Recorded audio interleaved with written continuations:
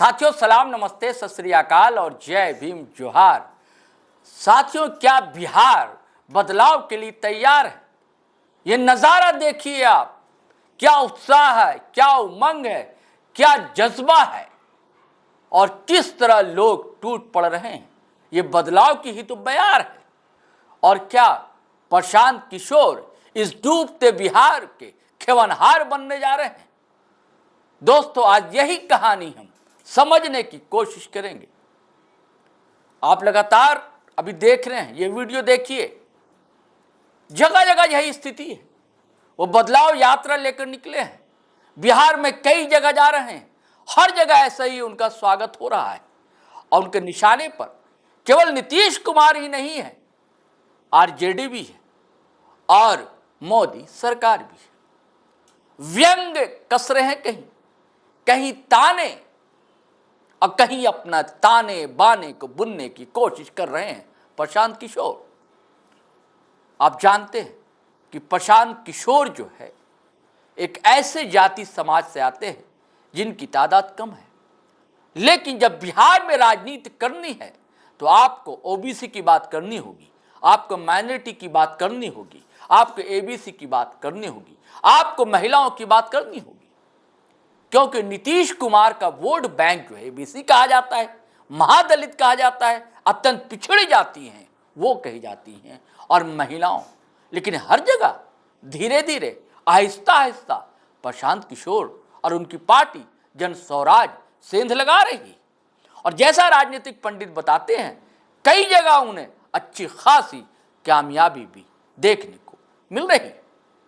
तो क्या जो मैंने पहले कहा कि बिहार बदलाव के लिए तैयार है, और जो 56 इंच की सीना की बात कही जाती है उस पर भी तर्ज कसते हैं प्रशांत किशोर और कहते हैं अपने बच्चे के सिकुड़ते सीने को भी देखिए आप, क्या हाल है, स्वास्थ्य कैसा है। सिर्फ आपके बच्चे का स्वास्थ्य नहीं, बिहार की भी सेहत ठीक ठाक नहीं है। सिर्फ वो दौर ही नहीं था जिसे आप जंगल राज कहते हैं, आज भी देखिए लगातार अपराध का गिराफ जो है बिहार में बढ़ता जा रहा और ब्यूरोक्रेट का राज आ गया है। हाँ, नीतीश बाबू तो बोलने की स्थिति में ही नहीं है, कुछ कर ही नहीं पा रहे।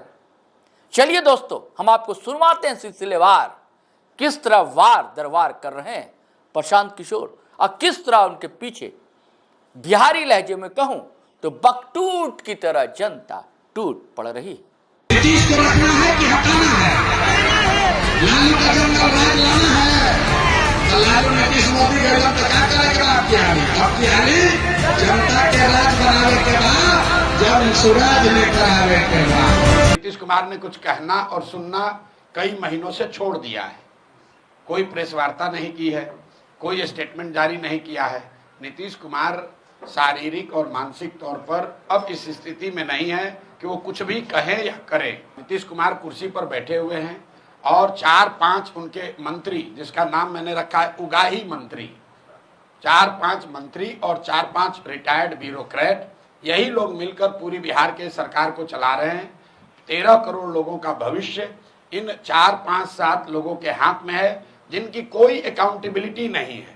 कोई नहीं जानता है कि चला कौन रहा है। आपने ठीक सवाल पूछा, कोई नहीं जान रहा है कि भाई निर्णय कौन ले रहा है, क्योंकि नीतीश कुमार तो निर्णय नहीं ले रहे हैं। नीतीश कुमार की मानसिक स्थिति ये नहीं है कि वो निर्णय ले सके। मैं रोज कैमरे पर कह रहा हूं, निर्णय लेने की बात छोड़िए, नीतीश कुमार कैमरे पर आकर अपने साथी मंत्री परिषद के सदस्यों का नाम तक नहीं बता सकते हैं। आप लोग जरा समझिए ये कितनी त्रासद बात है।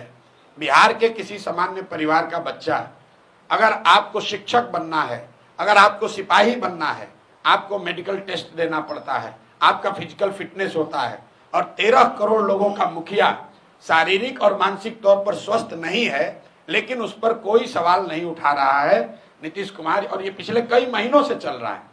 उड़ीसा में आप लोगों ने देखा होगा, पटनायक साहब थे, एक सभा में उनका कांपता हुआ हाथ का वीडियो आया। 30 साल से ज्यादा मुख्यमंत्री रहे पटनायक साहब को उड़ीसा की जनता ने हटा दिया। इसलिए नहीं कि उनको वो प्यार नहीं करती है, इसलिए कि जब आप शारीरिक मानसिक तौर पर स्वस्थ नहीं हैं और तो आपको खुद ही पद छोड़ना चाहिए। अगर नहीं छोड़ रहे हैं तो भैया जनता हटाएगी। क्योंकि मानसिक तौर पर जो व्यक्ति स्वस्थ नहीं है, शारीरिक तौर पर काम करने के लिए फिट नहीं है, वो 13 करोड़ लोगों का मुखिया कैसे हो सकता है। और अगर रहेगा तो जो बात आप बता रहे हैं, जो गांव गांव में लोग कह रहे हैं कि बिहार में अधिकारियों का जंगल राज है, अधिकारी जो चाहते हैं वही कर रहे हैं, क्योंकि ऊपर देखने वाला, ऊपर इसका मालिक मुखिया कोई नहीं है, जिसको जनता ने चुनकर बैठाया है, उसकी शारीरिक मानसिक स्थिति वो है नहीं, जो इसका जो मन आ रहा है वो कर रहा है। यहाँ बैठे हुए बहुत लोग हैं, भाजपा को वोट दिया है, मोदी जी को पूछते हैं काहे दिए हो वोट, तो कहता है कि मोदी जी का सीना है 56 इंच का। देखिए बिहार में लोगों का दुर्दशा।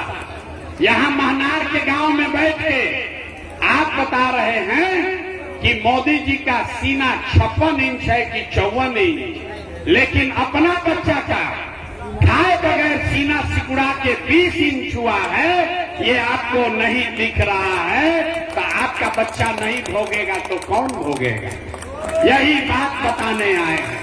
काम कठिन है और इस बात का मुझे एहसास है, लेकिन कठिन है इसलिए मुझे करना है, कोई दूसरा नहीं करेगा इसलिए मुझे करना है। अगर भगवान ने मुझे शक्ति बुद्धि दी है और मैं अगर इसको नहीं करूंगा तो दूसरा कौन करेगा। मान लीजिए कि करते हुए सफलता न भी मिले, तो मैं कल अपने साथियों को बता रहा था कि अभिमन्यु चक्रव्यूह को भेद नहीं पाए, घेर कर मार दिए गए, तो भी इतिहास अभिमन्यु को ही याद रखेगा, मारने वालों को कोई याद नहीं रखेगा। तो प्रशांत किशोर के जनसुराज के इस प्रयास को कोई नकार नहीं सकेगा, इतना भरोसा रखो। जीत और हार तो ऊपर वाले के हाथ में है। अगर मेरी नीयत ठीक है, मेरे प्रयास में ईमानदारी है, इस सोच में ताकत है, तो जीत मिलनी ही मिलनी है, कोई उसको रोक नहीं सकता है। साथियों, आपने सुना प्रशांत किशोर क्या कह रहे थे, और मैं भूल गया, सिताब दियारा आपको याद है, जयप्रकाश नारायण का गांव, वह गांव जहां के जेपी जिन्होंने संपूर्ण क्रांति की अलख जगाई थी और सामाजिक आंदोलन के पुरोधा आज जो माने जाते हैं, चाहे लालू प्रसाद कह लीजिए, नीतीश कुमार कह लीजिए, ये सारे लोग उसी दौर के हैं, उसी संपूर्ण क्रांति से निकले हुए लोग हैं।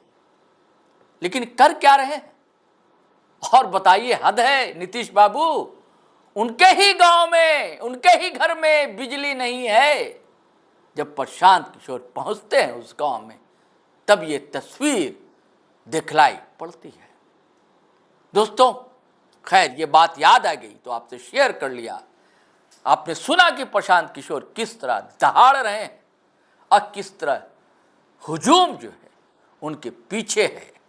तो क्या सच बदलाव की बयार सच साबित होगी? ये तो दोस्तों चुनावी नतीजे बताएंगे, लेकिन आसार तो अच्छे नहीं हैं। नीतीश कुमार जाने वाले हैं, ये तो अब तय हो चुका है। चलिए साथियों, आज्ञा दीजिए, इजाज़त दीजिए। अगर आप पहली बार आए हैं हमारे चैनल पर तो सब्सक्राइब करना ना भूलिए। अच्छा लगेगा आपको, शानदार कहानियाँ, जानदार राजनीतिक कहानी आपको मिलेंगी, और अब बिहार चुनाव के बारे में भी मिलेगी, और झारखंड और देश दुनिया की खबरें से तो हम आपको रूबरू कराते ही चलते हैं। आप वीडियो धड़ाधड़ फटाफट खटाखट लाइक कीजिए, शेयर कीजिए और कमेंट कीजिए। ये भी एक आपका साथ है, सहयोग है। और साथियों, इजाज़त दीजिए, आज्ञा दीजिए। जय हिंद, जय भारत।